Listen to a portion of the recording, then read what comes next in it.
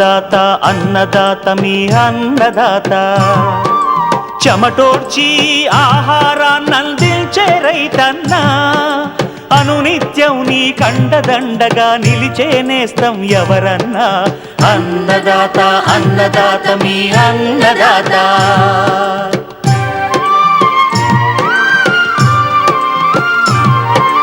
నూతన రీతుల సాగుబడికి నూరింతలు పెరిగే దిగుబడికి సూచనలిచ్చే సస్య రక్షణకు పశు పోషణకి శాస్త్ర విజ్ఞానం అందించి ముందుకు నడిపే తెలుగు రైతు భారతదేశానికి మకుటం అయ్యేలా తీర్చిదిద్దే ఆశయంతో మిమ్ము మేలు కొలిపేది అన్నదాత అన్నదాత అన్నదాత మీ అన్నదాత అన్నదాత అన్నదాత మీ అన్నదాత.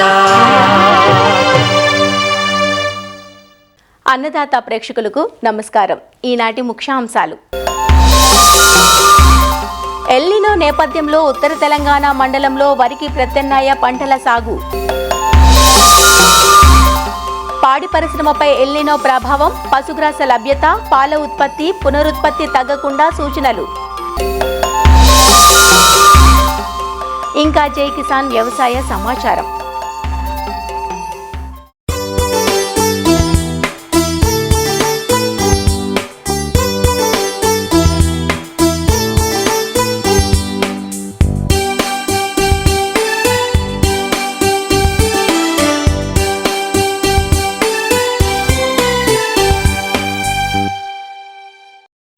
ఎల్నినో ప్రభావంతో జూన్ జూలై మాసాల్లో వర్షాలు లేక వానాకాలం సాగు ఆలస్యమైంది.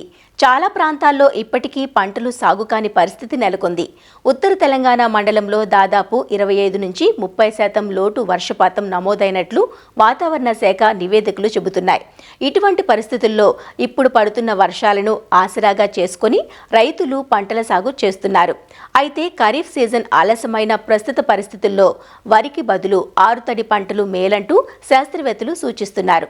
అపరాల పంటలైన కంది, పెసర, మినుము, అలానే నూనె గింజ పంటలైన పొద్దుతిరుగుడు, నువ్వు పంటలను సాగు చేయడం రైతుకు మేలు చేస్తుందంటూ ఉత్తర తెలంగాణ మండలంలో పంటల సాగు పరిస్థితి, ప్రత్యామ్నాయ పంటల వివరాలు తెలియజేస్తున్నారు జగిత్యాల జిల్లా పొలాస ప్రాంతీయ వ్యవసాయ పరిశోధనా స్థానం శాస్త్రవేత్త రామకృష్ణ. జూన్ 26వ తారీఖు నాడు మనకు నైరుతి ఋతుపవనాలు అనేవి ప్రవేశించాయి. కాకపోతే మనకు ఇప్పటి వరకు మనకు జిల్లా యొక్క సాధారణ వర్షపాతం చూసుకుంటే 230 నుంచి 250 మిల్లీమీటర్ల వర్షపాతం నమోదు కావాల్సి ఉంది సాధారణంగా చూసినట్లయితే.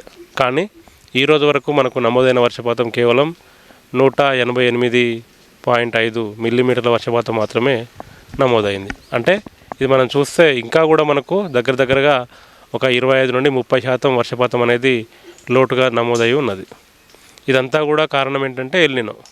ముఖ్యంగా వరి గురించి మాట్లాడినట్లయితే ఇంకా నాట్లు పెట్టడం జరుగుతూనే ఉన్నది.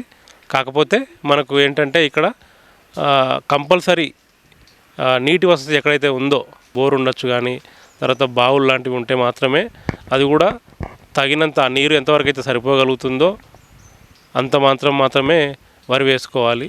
వీలైతే అసలు వేసుకోకుండా ఉండడమే ప్రస్తుతానికి ఈ సీజన్లో మనము చేసుకున్నట్లయితే బాగుంటుంది. ఎందుకంటే అదే నీటిని మనము వేరే పంటల కింద, ఆరుతడి పంటల కింద మళ్ళించుకొని సాగు చేసుకున్నట్లయితే దగ్గర మనకు 4-5 రకాల పంటలు కూడా పండించుకోవడానికి ఆస్కారం ఉన్నది. తద్వారా మనకు వరి కంటే కూడా అధికంగా లాభం రావడానికి మనకు ఛాన్సెస్ ఉన్నవి. సో ఇప్పుడు మనము ముఖ్యంగా మనం ఆల్టర్నేట్ పంటలు అంటే ముఖ్యంగా మనకు అంటే కంది కూడా ఈ వారంలో వేసుకుంటే పర్లేదు, బాగానే వస్తుంది. ఇది మాత్రము మనకు బోధశాల పద్ధతిలో వేసుకొని చేసుకున్నట్లయితే పడినటువంటి వర్షం కూడా ఆ బోధశాలలో నిల్వ ఉండి నీరు అనేది వెంటనే నీళ్ళలోకి చొచ్చుకుపోయి ఆదా అవడానికి ఆస్కారం ఉంటుంది. తర్వాత పెసర, ఇది మనకు చాలా తక్కువ కాలంతో కూడుకున్నది, తక్కువ నీటి వినియోగంతో మనకు పండించుకోవచ్చు. 400 మిల్లీమీటర్ల వర్షపాతం నమోదైనా కూడా సరిపోతుంది. ఇంకోటి ఇది 65 రోజుల్లో మనకు పంట అనేది చేతికి రావడం జరుగుతుంది. ఇప్పుడున్నటువంటి కాలంలో రబీని అనుకూలంగా మలుచుకోవాలనుకున్న రైతులు మాత్రం ఇప్పుడు మనకు పెసర అయితే అనువైన పంటగా చెప్పుకోవచ్చు. మినుము కూడా ఇదే రకంగా ఉంటుంది. ఇది మాత్రం 70 నుంచి 75 రోజుల్లో వస్తుంది. ఇది కూడా మనకు ఇప్పుడు పెట్టుకోవచ్చు. ఎందుకంటే ఇది తక్కువ నీటిని తీసుకుంటుంది. కొన్ని రకాల తెగుళ్ళను కూడా తట్టుకోవడానికి దీంట్లో లక్షణాలు ఉన్నవి. ఇది కూడా ఒక రకమైన ప్రత్యామ్నాయ పంటగా చెప్పుకోవచ్చు. తర్వాత పొద్దుతిరుగుడు కూడా 85 నుంచి 90 రోజుల్లో వస్తుంది. ఇది కూడా తక్కువ కాలంతో కూడుకున్నది. కొంచెం దిగుబడి కూడా బెట్ట పరిస్థితులను తట్టుకొని కూడా మనకు కొంచెం దిగుబడి మంచిగానే ఇచ్చే ఆస్కారానికి ఉన్నది. ఇది కూడా మార్కెట్లో చూసుకున్నట్లయితే మనకు 8 నుంచి 9 వేలు ఒక కింటాకి ధర పలుకుతూ ఉన్నది. సో వరితో చూసినప్పుడు ఇది లాభాన్ని ఎక్కువగా తెచ్చిపోవడానికి ఆస్కారం ఉన్నది. తర్వాత ఆగస్టు మాసంలో అయితే అంటే ఆగస్టు 15 తర్వాత 20 తర్వాత కూడా మనకు పరిస్థితులు ఇదే విధంగా ఉన్నట్లయితే నువ్వులు కూడా మనం ప్రత్యామ్నాయ పంటగా వేసుకోవచ్చు. నల్ల భూముల్లో అయితే ఒక 6 నుంచి 7 క్వింటాల వరకు పండుతుంది. తేలికపాటి భూముల్లో అయితే దగ్గర మనకు 4 నుంచి 5 క్వింటాల వరకు కూడా దిగుబడిని ఇస్తానికి ఆస్కారం ఉంటుంది. వర్షాకాలంలో మనకు పంటలు లేట్ అయినప్పుడు సరైన అనుకూలమైన పంటగా మనం దీన్ని చెప్పుకోవచ్చు. ఈ పంటలన్నీ సాగు చేసుకున్నట్లయితే మనకు వరి కంటే కూడా అధిక లాభాలు రావడానికి ఆస్కారం ఉన్నది.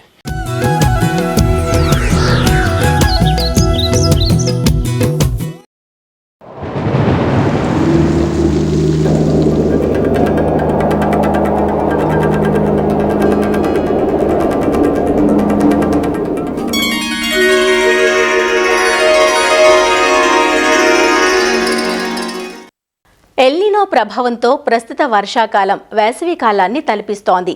సాగు రంగంతో పాటు పాడి పరిశ్రమపై కూడా ఎల్నినో ప్రభావం స్పష్టంగా కనిపిస్తోంది. పాడికి ఆధారమైన పచ్చిమేతలు సరిపడలేకపోవడంతో పాల దిగుబడి తగ్గుతోందంటూ అన్నదాతలు ఆవేదన చెందుతున్నారు. ప్రస్తుత బెట్ట పరిస్థితుల్లో పశుగ్రాసాలను పెంచుకునేందుకు ఉన్న అవకాశాలు, పాల దిగుబడి తగ్గకుండా చేపట్టాల్సిన ప్రత్యామ్నాయ విధానాలు, పశు సంపదను కాపాడుకునేందుకు పోషకులు పాటించాల్సిన ముందస్తు ప్రణాళికలు వంటి సూచనలు అందిస్తున్న ప్రకాశం జిల్లా పశుసంవర్ధక శాఖ జాయింట్ డైరెక్టర్ వెంకటేశ్వరరావుతో మా ప్రతినిధి రామకృష్ణ ముఖాముఖి ఇప్పుడు చూద్దాం. ఎల్నినో ప్రభావంతో వర్షపు చినుకు జాడ కనిపించడం లేదు. ప్రకాశం జిల్లాలో ఎండలు మండిపోతున్నాయి.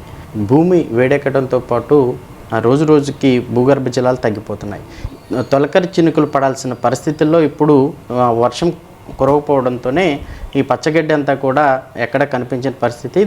జీవాలు కూడా పశువులు ఏవైతున్నాయో ఆ పచ్చగడ్డిని తినడానికి కూడా అవకాశం లేకుండా పోయింది. అయితే ఈ పచ్చగడ్డికి ప్రత్యామ్నాయంగా ఏం తీసుకోవాలి, అలాగే పశువులు దానికి కావాల్సిన మేతని ఏ విధంగా రైతులు అలాగే పశువుల్ని కాపర్లు ఎలా చేయాలి అనే అంశాలను అయితే మనతో మాట్లాడడానికి ప్రకాశం జిల్లా పశుసంవర్ధక శాఖ జాయింట్ డైరెక్టర్ వెంకటేశ్వరరావు ఉన్నారు. ఒకసారి మాట్లాడదాం. సార్, ఈ ఎల్నినో ప్రభావం ఇప్పటికే అన్ని రంగాలపైన పడింది, అలాగే పశువుల మేతకు కూడా ఇబ్బంది పడుతూ ఉన్నాయి. దానికి అనుగుణంగా రైతులు ఏం చేయాలంటారు? యాక్చువల్గా ఈ వర్షాకాలం ఎంటర్ అయినా కానీ ఎండలు అయితే తగ్గలేదు. గవర్నమెంట్ కూడా వాళ్ళు ఏం చెప్తున్నారంటే ఎల్నినో ప్రభావం మూలాన అధిక ఉష్ణోగ్రతతో కలిగిన ఎండలు ఇంకా 3 నెలల పాటు ఉండొచ్చు అని అంటున్నారు. అంటే ఆగస్టు, సెప్టెంబర్, అక్టోబర్ వరకు.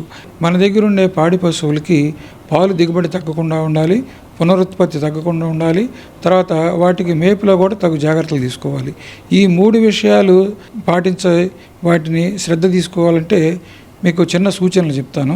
మన దగ్గర ఉన్నటువంటి అందుబాటులో ఎండుగడ్డిని కానీ జొన్న చొప్పను కానీ చిన్న చిన్న ముక్కలుగా కట్ చేసి మినిమంగా వాడుకుంటూ వేస్టేజ్ తగ్గించి పశువులకి అన్నిటికీ వాడుకుంటే బాగుంటుందని చెప్పి ఈ సందర్భంగా రైతు సోదరులకు తెలియజేస్తున్నాను. అట్లనే పచ్చిమేత కూడా కట్ చేసి చిన్న చిన్న ముక్కలు చేసి వాటిని వాడుకోవటం వలన వృధా లేకుండా ఉంటుంది. తర్వాత రైతు సోదరులు ఇంకొక విజ్ఞప్తి ఏమిటంటే పశువుల్ని వీలైనంత వరకు నీడలో ఉన్న ప్రదేశాల్లో కట్టుకోవటం వలన వేడి తట్టుకొని, అంటే చెట్ల కింద కానీ తర్వాత వాటి చుట్టుపక్కల పాకల్లో కూడా గోని సంచులు కానీ కట్టుకొని నీళ్లు తడపడం వలన అధిక ఉష్ణోగ్రత నుంచి పశువుల్ని కాపాడుకోవచ్చు. అదేవిధంగా మనకు ఉన్నటువంటి పశుగ్రాసాలను కూడా ఆరుదళ్ళుగా, అంటే ఈ బోర్ల దగ్గర అందుబాటులో ఉంటే వాటికి ఏదైనా స్ప్రింక్లర్స్ అరేంజ్ చేసుకోవడం వలన మనకి ఎక్కువ పొలాన్ని కవర్ చేసుకునే ఆస్కారం ఉంటుంది. విత్తనాలు ఒకటి ఏర్పాటు చేసుకోవాలని చెప్పి, అంటే ఫాడర్ సీడ్ మా పశు వైద్యశాలలు అన్నింటిలో కూడా డాక్టర్ల దగ్గర అందుబాటులో ఉంచడం జరిగింది. అదేవిధంగా PMDS అని చెప్పి ప్రీ మాన్సూన్ డ్రై సోయింగ్, అంటే తొలకరి వర్షాలు కొద్దిపాటి వర్షాలు వచ్చినాయి కానీ ఆ వర్షాలకి నవధాన్యాలు కానీ ఇంకా 4-5 రకాలు కలుపుకొని ఎకరానికి 15 కేజీల చొప్పున ఆ విత్తనాలు వేసుకోవటం వలన ఏమవుతుందంటే భూమి ఎప్పుడు కూడా పచ్చదనంతో కప్పిబడి ఉంటుంది. దానివల్ల భూమి వేడెక్కదు కనుక భూగర్భ జలాలు కూడా తగ్గుదల జరగకుండా కాపాడుతుంది అనమాట. దానివల్ల ఏమవుతుందంటే దగ్గరలో ఉన్నటువంటి బావులు కానీ కుంటలు కానీ బోర్లు కానీ ఎండిపోకుండా ఉంటాయి. తర్వాత ఇంకోటి ఏంటంటే ముఖ్యంగా నీటి వినియోగంలో కూడా మనం జాగ్రత్తలు తీసుకోవాలి. నీరే ప్రాణాధారం, నీరే జీవాధారం అన్నట్టుగా రైతులకు కానీ పశువులకు కానీ పక్షులకు కానీ మనుషులకు కానీ ఇవన్నిటికి కూడా నీరు లేనిదే చాలా ఇబ్బందికరమైన పరిస్థితి. ఈ తొట్టులో నీళ్లు కూడా మనం వేస్టేజ్ లేకుండా వీలైనంత వరకు దాన్ని చేసుకుంటూ ఏదన్నా వాటర్ ఉపయోగకరంగా ఉందనుకుంటే దాన్ని స్ప్రింక్లర్ ద్వారా ఆ భూమిని వినియోగం తీసుకొచ్చుకుంటే బాగుంటుంది. తర్వాత ఏదైనా మ్యాంగో ఆర్చర్డ్స్ కానీ లేదంటే ఇంకేమైనా హార్టికల్చర్ క్రాప్స్ ఉన్న చోట కూడా ఇంటర్ కల్టివేటెడ్ క్రాప్స్ కనుక వేసుకొని వాటికి వదిలే నీళ్ళతోటి పిల్లి పెసరు కానీ జొన్న కానీ మొక్కజొన్న కానీ ఇలా వేసుకోవటం వలన ఏమవుతుందంటే ఆటోమేటిక్గా వాటికి ఆరుదళ్ళు పెట్టినప్పుడు సైమల్టేనియస్గా అటు ఫ్రూట్స్ తీసుకోవచ్చు, పచ్చిమేత కానీ పెంచుకోవడానికి ఆస్కారం ఉంటుంది. ఈ 3 నెలల పాటు కనుక కొంచెం మనం శ్రద్ధగా పశువుల్ని కాపాడుకోగలిగితే తర్వాత ఎట్లా వర్షాలు వస్తాయి, ఈ ఎల్నినో ప్రభావం వెళ్ళిపోతుంది అనమాట. తర్వాత వచ్చినప్పుడు మనకి పశువులకు ఆటోమేటిక్ వర్షాలు వస్తాయి కనుక అప్పుడు గడ్డి ఏర్పాటు చేసుకొని మనం వాటిని యథావిధిగా వాడుకోవచ్చు. ఇంకోటి ఏంటంటే రైతులు దీనిలో అధైర్యపడొద్దు దయచేసి ముందుగా, ఎందుకంటే గవర్నమెంట్ ఇప్పటికే చాప్ కట్టలు కూడా ఇండియన్ చేస్తున్నాం. ఆ చాప్ కట్టలు కూడా మీకు అందరూ కూడా సరఫరా చేస్తాం సబ్సిడీ పైన. అట్లనే విత్తనాలు దానా కూడా ఇవన్నీ కూడా ఏర్పాటు చేస్తున్నాం.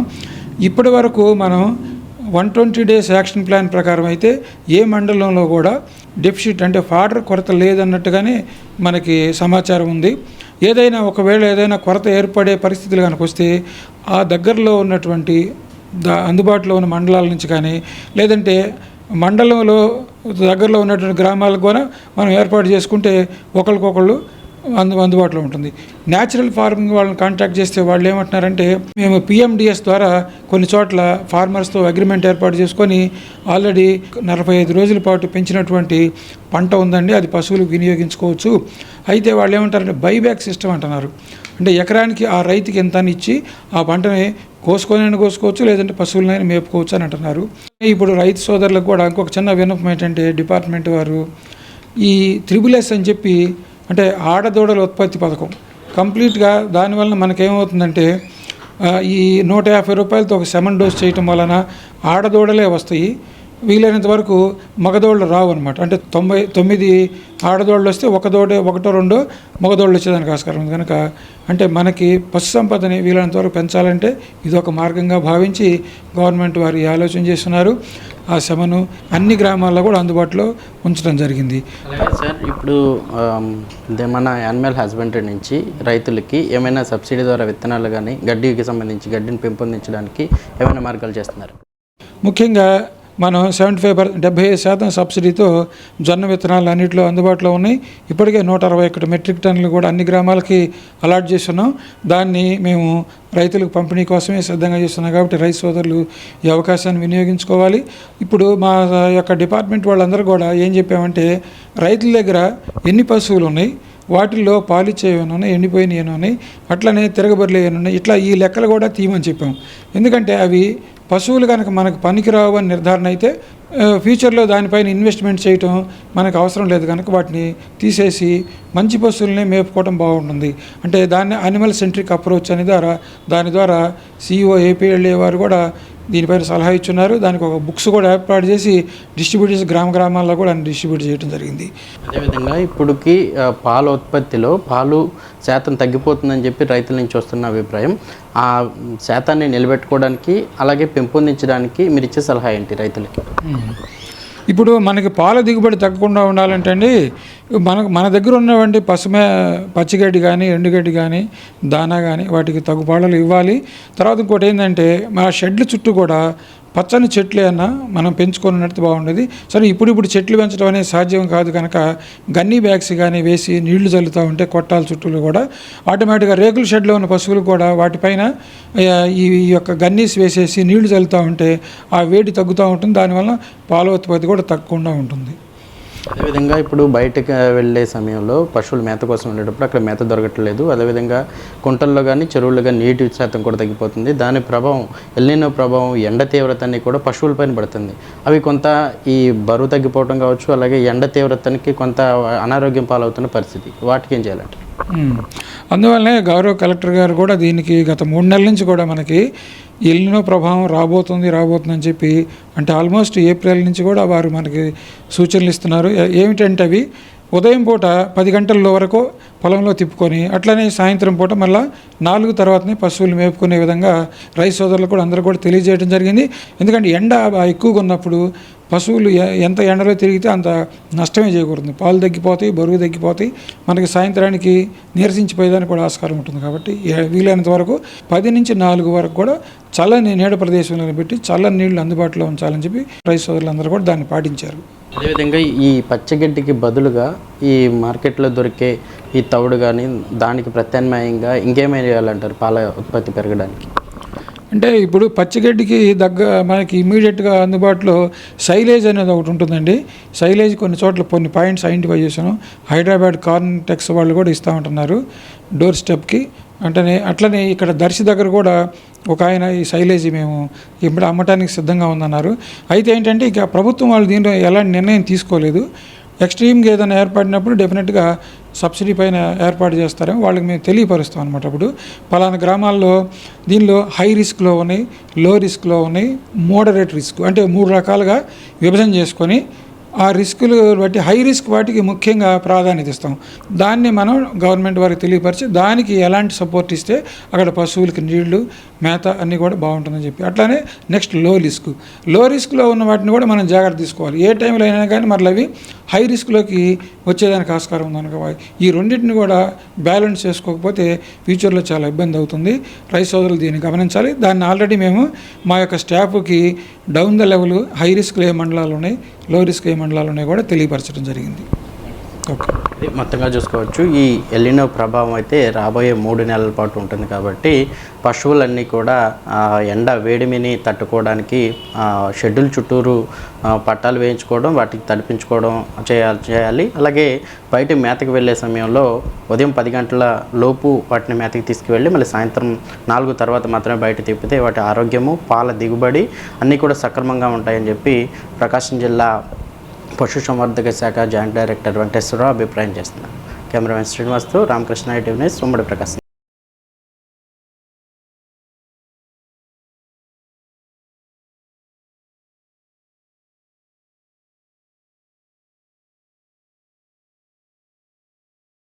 అన్నదాత టోల్ ఫ్రీ నంబర్ ద్వారా పంటల సాగులో రైతులు లేవనెత్తే సందేహాలకు దృశ్య రూపం మీకోసం.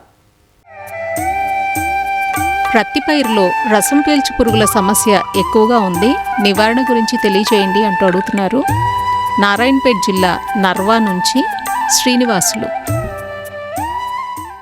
ఈ పత్తి పంటలో ఈ తొలి దశలో అంటే మొలకెత్తినప్పటి నుంచి వివిధ రకాల రసం పీల్చే పురుగులు అనేటివి ఎక్కువగా ఆశించి నష్టాన్ని కలగజేస్తున్నాయి. ఈ యొక్క పచ్చదోమ, దీనినే మనము దీపపురుగు అని కూడా అంటాము. ఈ పచ్చదోమ ఉధృతి అనేది ఎక్కువగా ఉన్నట్లయితే ఈ యొక్క పంట అనగా మొక్క అనేది ఎదగగా గిడసబారిపోవడం మనం గమనించవచ్చు. అంతేకాకుండా ఆకుల కొనల నుండి ఎర్రగా అవడం, ఇటుక రంగులోకి మారి ఈ యొక్క ఆకులన్నీ కూడా ముడుచుకుపోవడం మనం గమనించవచ్చు. ఈ యొక్క తొలి దశలో కనుక ఈ పురుగును గమనించినట్లయితే ఈ యొక్క మోనోక్రోటోఫాస్ అనే మందును 1.6 మిల్లీలీటర్లు లీటర్ నీటికి పిచికారీ చేసుకున్నట్లయితే ఈ యొక్క పురుగు ఉధృతిని తగ్గించుకోవచ్చు. ఈ యొక్క పురుగు యొక్క నివారణకు ఈ యొక్క అసిటామిప్రిడ్ అనే మందును 0.2 గ్రాములు లీటర్ నీటికి, లేదా ఇమిడాక్లోప్రిడ్ అనే మందును 0.3 మిల్లీలీటర్లు లీటర్ నీటికి కనుక కలిపి పిచికారీ చేసుకున్నట్లయితే ఈ యొక్క తొలి దశలో వచ్చే పచ్చదోమ బారి నుంచి పంటను కాపాడుకోవచ్చు. అంతేకాకుండా తొలి దశలో వేరే రసం పీల్చే పురుగులైనటువంటి ఈ యొక్క తామర పురుగులు కూడా వచ్చే అవకాశం ఉంటుంది.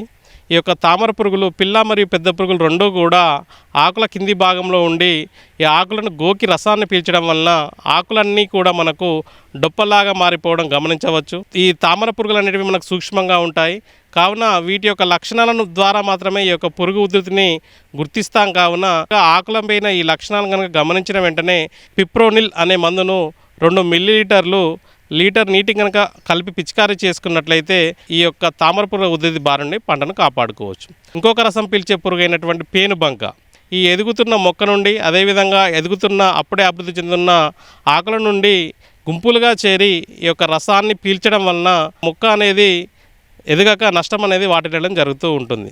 ఈ యొక్క పేనుబంక నివారణకు అస్టామిప్రిడ్ అనే మందును 0.2 గ్రాముల లీటర్ నీటికి, లేదా డైఫెన్థీర్ అనే మందును 1.25 గ్రాముల లీటర్ నీటికి, లేదా ఇమ్డాక్లోప్రిడ్ అనే మందును 0.3 మిల్లీలీటర్ లీటర్ నీటికి, ఇందులో ఏదో ఒక మందును కనుక మనము పిచికారీ చేసుకున్నట్లయితే ఉపయోగకరంగా ఉంటుంది. అయితే ఈ తొలి దశలో వచ్చే రసం పీల్చే పురుగులను మనం సమర్థవంతంగా నివారించాలంటే ఈ యొక్క కాండం పూత పద్ధతిని పాటించి కూడా మనము ఈ యొక్క పురుగులను సమర్థవంతంగా నివారించవచ్చు. కీటకనాశనం అయినటువంటి మోనోక్రోటోఫాస్ మరియు నీరుల నిష్పత్తి 1:4 రేషియోలో కలుపుకోవాలి. లేదా ఇమ్డాక్లోప్రిడ్ అనే మందు కూడా మనం ఇందులో వాడుకోవచ్చు. ఇది అయితే మనకు 1:20 నిష్పత్తిలో ఈ మందు మిశ్రమాన్ని తయారు చేసుకొని పత్తి యొక్క లేత కాండానికి 30, 45, 60 రోజులకు ఈ బొట్టు రూపంలో పెట్టినట్లయితే ఈ యొక్క మందును పిచికారీ చేయకుండానే ఈ యొక్క పురుగులను మనము సమర్థవంతంగా నివారించడానికి ఆస్కారం ఉంటుంది.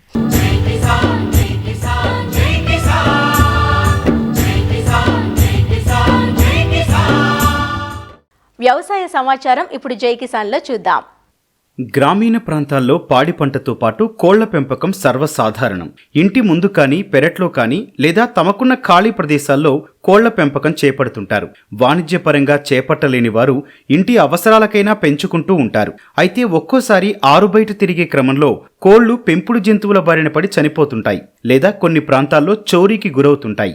ఇలాంటి ఈ సమస్యల పరిష్కారానికి రైతు స్థాయిలో డూప్లెక్స్ పౌల్ట్రీ యూనిట్లని రూపొందించారు విజయనగరం జిల్లా ఏరువాక కేంద్రం శాస్త్రవేత్తలు. రైతు స్థాయిని బట్టి 2-3 రకాల యూనిట్లను రూపొందించామని, ఒక్కో యూనిట్లో దాదాపు 20 వరకు కోళ్లను పెంచుకునే వెసులుబాటు ఉంటుందంటూ వివరాలు తెలియచేస్తున్నారు. మన గ్రామీణ ప్రాంతంలో కానీ అలాగే గిరిజన ప్రాంతాల్లో కానీ మనకి పెరటికోళ్ళ పెంపకం సాధారణంగా చేపట్టడం జరుగుతుంది. మరి గ్రామాల్లో మనం చూసినట్టుగైతే ఈ పెరటికోళ్ళ పెంపకం చేపట్టినప్పుడు పెరటికోళ్ళు బహిరంగ ప్రదేశాల్లో పెంచడం, అలాగే సాయంత్రం అయ్యేసరికి ఉదయం వదిలేసి సాయంత్రం వచ్చాక ముయ్యడం గట్టా జరుగుతూ ఉంటుంది. ఆ టైంలో ఏంటంటే అవి ఎదకొచ్చినా అప్పుడు గుడ్లు ఎక్కడెక్కడో పెట్టేస్తుంటాయి. అలాగే మనం సంరక్షణ లేకపోవడం వలన ఆ చుట్టుపక్కల ఉన్న వాళ్ళు పట్టుకెళ్ళిపోవడం కానీ, ఎవరైనా దొంగలు పట్టుకెళ్ళిపోవడం కానీ, లేదా కుక్కలు నక్కలు పట్టుకెళ్ళిపోవడం వల్ల చాలా నష్టం జరుగుతుంది. ఆ ప్రాబ్లాన్ని మనం బేసిక్ గా తీసుకొని ఈ డూప్లెక్స్ పౌల్ట్రీ యూనిట్ అనేది మనం డిజైన్ చేయడం జరిగింది. సుమారుగా ఇది అంటే 3 రకాల పద్ధతిలో తయారు చేయడం జరిగింది. 3 అడుగులు వెడల్పు, 6 అడుగులు పొడవు, అలాగే 4 అడుగులు వెడల్పు, 8 అడుగులు పొడవు, అలాగే 5 అడుగులు వెడల్పు, 10 అడుగులు పొడవు, అలాగే 3 రకాల మోడల్స్ మనం డిజైన్ చేయడం జరిగింది. 5 అడుగులు వెడల్పు, 10 అడుగులు పొడవున్న డూప్లెక్స్ మోడల్ అండి ఇది. ఈ మధ్యలో చూసినట్టుగా సుమారుగా ఒక 5-5.5 అడుగులు ఎత్తు ఉంటుంది. ఇటుపక్కమో 4 అడుగులు ఎత్తు ఉంటుంది, అటుపక్క వచ్చేసి మనకి 3 అడుగులు ఎత్తు ఉంటుంది. సో ఇట్లా మనం ఈ సుమారుగా 10 అడుగులు పొడవు ఇది. దీనికి మనం ఒక డోర్ ఏర్పాటు చేయడం జరిగింది. ఇలాగా లోన బెడ్డింగ్ మెటీరియల్ ఇది 5x5 బెడ్డింగ్ మెటీరియల్. 5×5 25 అంటే సుమారుగా మనం 25 కోళ్ళు మనం దీంట్లో ఒక మోస్తారు సైజు కోళ్ళు 25 కోళ్ళు పడుకోవడానికి అనువుగా తయారు చేయడం జరిగింది. దీనికి ఇక్కడ మెట్లు ఇలా ఏర్పాటు చేయడం జరిగింది. సో ఇలాగెళ్ళి కిందకి దిగి కింద ఫ్రీ రేంజ్ ఏరియాలో తిరుగుతుంటాయి. ఈ ఫ్రీ రేంజ్ ఏరియాలో మనం ఫుడ్ వాటర్ ఇక్కడ పెడతాము. ఇక్కడ ఇది డబుల్ మెష్ ఏర్పాటు జరిగింది. డబుల్ మెష్ వల్ల ఏంటంటే ఈ రెట్ అంతా కూడా కిందకి వెళ్ళిపోతుంది. అలాగే మనకి దీనికి లాక్ అండ్ కీ కూడా ఏర్పాటు చేసాము. ఎందుకంటే తాళం వేసేసుకొని మనం పొలంకి వెళ్ళిపోవచ్చు, లేదా మనం ఏదైనా టౌన్లో పనికి వెళ్ళిపోవచ్చు, లేదా ఏదైనా కథా కార్యక్రమాలు కూడా వెళ్ళిపోవచ్చు. మనకి పెట్టిన గుడ్లన్నీ కూడాను మీదన ఒక మనకి ఏదైతే బెడ్డింగ్ ఏర్పాటు చేసామో ఆ పైకి వెళ్ళి గుడ్లు పెడతాయి కాబట్టి మనం సాయంత్రం వేసరికి గుడ్లన్నీ కూడా మనం కలెక్ట్ చేసుకొని మనం తీసుకోవడానికి అవకాశం ఉంటుంది. డూప్లెక్స్ పౌల్ట్రీలో పెంచడం వల్ల మనం రైతు వారి బయట పెంచేదానికంట 50-60% అధిక గుడ్లు దిగుబడి గమనించాము. అలాగే ఒక 20-80% వరకు కూడా అధిక మాంసం ఉత్పత్తి కూడా దిగుబడి గమనించినట్లుగా మనం గుర్తించడం జరిగింది. ఈ 3 అడుగులు వెడల్పు 6 అడుగులు పొడవుది మనకు సుమారుగా ఒక 12-15 వేలు అవుతుంది. అలాగే ఒక 5 అడుగులు వెడల్పు 10 అడుగులు పొడవు ఉన్నది ఒక సుమారుగా 30,000 రూపాయల దాకా అవుతున్నట్టుగా గుర్తించడం జరిగింది. మరి ముఖ్యంగా దీంట్లో వాడిన మెటీరియల్ మనం చూసినట్టుగైతే మ్యాక్సిమం మనం జింక్తో తయారు చేసిన మెటీరియల్ వాడాం.